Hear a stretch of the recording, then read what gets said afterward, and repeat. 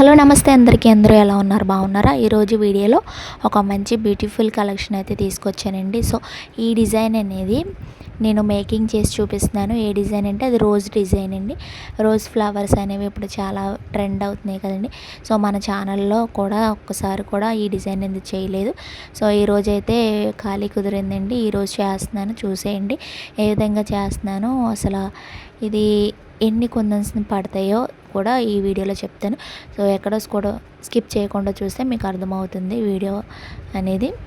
So కొత్తగా ఎవరైనా మా ఛానల్ చూస్తున్నట్లయితే సబ్స్క్రైబ్ చేసేసుకోండి. దీనికోసం అయితే నేను గోల్డ్ కలర్ మూన్ షేప్ కుందన్స్ని అయితే తీసుకున్నానండి. ఫస్ట్ ఫ్యాబ్రిక్ గమ్మునైతే అయితే ఇలా సర్కిల్గా చేసుకొని పైన మూన్ షేప్ గోల్డ్ కలర్ కుందని కింద కూడా ఆ విధంగానే స్టిక్ చేసుకున్నాను. సో మనం 3D డిజైన్ చేస్తున్నాం కాబట్టి కొంచెం ఈక్వల్ పార్ట్స్గా మనం స్టిక్ చేసుకున్న తర్వాత కుందన్స్ని కొంతసేపు మనం స్టిక్ అవ్వనివ్వాలండి. ఎందుకంటే ఆరకుండా మనం గమ్ అనేది 3D డిజైన్ అనేది చేసేస్తే అది కొంచెం డిస్టర్బెన్స్గా అయిపోతుంది. సో ఆరిన తర్వాత నేను మీకు చూపిస్తున్నాను. అప్పుడే నేను మేకింగ్ అనేది కూడా వీడియో అనేది ఆన్ చేశాను. అప్పుడు ఫ్యాబ్రిక్ గమ్ అనేది మళ్ళీ మధ్యలో అప్లై చేసుకుని తర్వాత గోల్డ్ కలర్ మూన్ షేప్ కుందన్స్ని అయితే ఇట్లా ఈ విధంగా అనేది 4 కుందన్స్ని అయితే మనం స్టిక్ చేసుకోవాలి.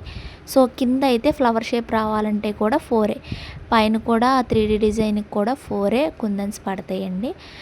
ఇట్లా పైన 4 కుందన్స్, 3D డిజైన్ కూడా 4 కుందన్స్ అయితే మనకి యూజ్ అవుతాయి ఈ ఫ్లవర్ డిజైన్కి అయితే.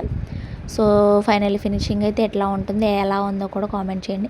నిజంగా స్టిక్ అయిపోయాక మనం చూస్తే చాలా బాగుంటుందండి. ఇంకొక విషయం, ఒక టిప్ చెప్పనండి మీకు. నైట్ ఈ బ్యాంగిల్ సెట్స్ చేస్తే మనకి మార్నింగ్కి ఫినిషింగ్కి బాగుంటాయి. నేను కూడా ఎక్కువ నైట్ మాత్రమే ఈ మేకింగ్ వీడియోస్ అనేవి కూడా చేస్తూ ఉంటాను. సో ఫైనల్ ఫినిషింగ్ అనేది ఎలా ఉంది, మీకు ఎలా అనిపించిందో కామెంట్ చేయండి. వీడియో నచ్చితే కనుక సబ్స్క్రైబ్ చేసుకోండి అండ్ లైక్ చేయండి, షేర్ చేయండి, మీ ఫ్రెండ్స్ అండ్ ఫ్యామిలీస్కి షేర్ చేయండి. ఓకేనా? ఈ రోజుకి ఈ వీడియో అంతే. Thank you for watching. Bye.